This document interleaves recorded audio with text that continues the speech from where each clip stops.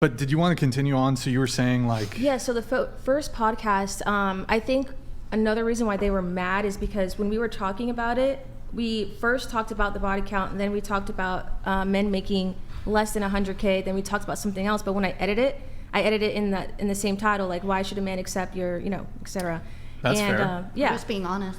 Yeah. They didn't like the title? They didn't like the title at all. They asked you to change it? They begged me to change it. But we literally had meetings prior, like on what we were going to talk about. And gosh, what was I going to say? So one of them, she started saying that she wants a man that makes 100K, but then she changed it. And she's like, actually, no, he needs to make more than a 400K. I'm like, 400K? What? And I love that. I was just, it's sad to me because there are so many good men out there who are just... 400K is the 1%. Yeah. Right? That's the 1%. I believe that's above the 1%. Can I ask something? What do these girls do, for example? Let's say you date an entrepreneur, right, who makes $1 million a year, and he's making that money for 2-3 years, everything's great, but then he loses it all. What do you think those girls would do then? And it's a for real question as an entrepreneur. Like, I'm not going to, but what would they do? Something that we think about as risk takers. Well, for real. It's a legitimate question. Like, do they bail when the money dries up, or what happens? That's a good question. I would love to ask them that. But I think one of them would actually probably leave because the way she was so on getting a man that makes over 100K. I think she would actually leave because at that time she was an engineer herself. So she really just had her bar set way too high. I feel like and what if she leaves and then he 10x's and he makes 50 million the next year? Right, and that's what I was telling them. That's what I was telling them. Like, you can grow with your man. For real. Absolutely.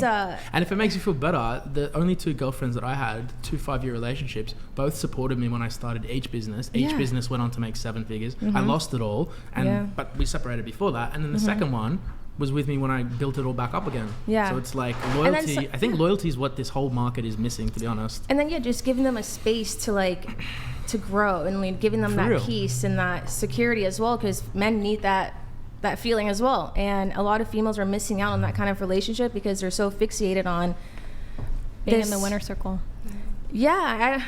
To me, it's absolutely psychotic for females who think like that.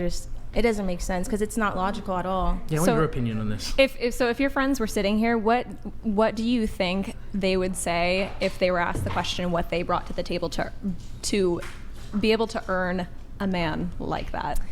I think I did ask them that.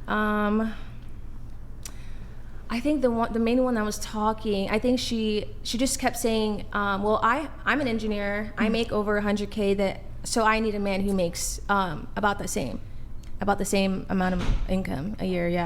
I can't remember. But then at the same time, that's really bizarre because first of all, income for a woman is not generally something that men particularly value. Right. Like, I mean, some men aspire to have a woman that is driven by something, of course, but their income is not necessarily a factor in and that's driving why their men date attraction down for them. Men date down, and women date some up. females, some females just don't believe in that. They feel like they're the prize. And at the same time, it is really funny because she says in the same breath that she wants somebody that makes 400K or more, but she makes 100K and wants somebody that makes equivalent to that. That's 4x that. You know what's hilarious? Like, towards the end, she's like, oh, dating is just so hard.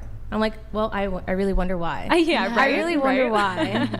I'm curious what her reason was for changing her answer from 100K to 400K. Was it simply, did she say for like luxurious reasons, or did she want to have a lot of kids, start a family with this person, or what was the reason? I think toward when the conversation just got more heated, or she felt like more, like in the hot spot, she just changed it. She was like, actually, you know what, 400K. Interesting. Yeah. You guys are from Texas, correct? Up.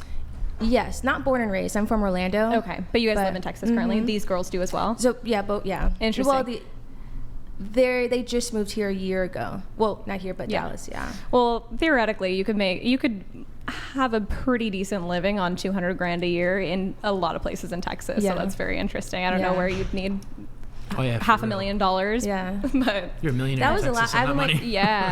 I think that was the last time I would ever bring people on because I really liked them. The first 2 girls that I had on my podcast, And I was just kind of sad and shocked, like, wow, you're really not going to talk to me because of things that we talked about for an hour? Yeah, but you've got to have agreed people on? on you disagree with. That's why this works. Do you And know that's I mean? what I told him too. You gotta I'm push like, yourself to get more people on that you don't agree with, to be honest. that's what we were. So when they were mad about the title, I'm like, this is a great opportunity to show people or tell people what you think about certain topics and stuff like that. But a lot of people just can't take being the one being like yelled at, or, Criticized. Yeah.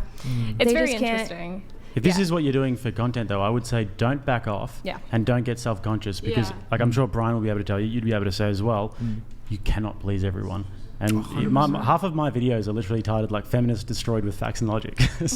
so I mean, it's you know, you're meant to draw in an audience, and there is an element of clickbait and there is an element of drama that you have to have in your podcast, or else you're just vanilla and boring. So Yeah, I think like females, they don't want to be submissive anymore because I'm very submissive.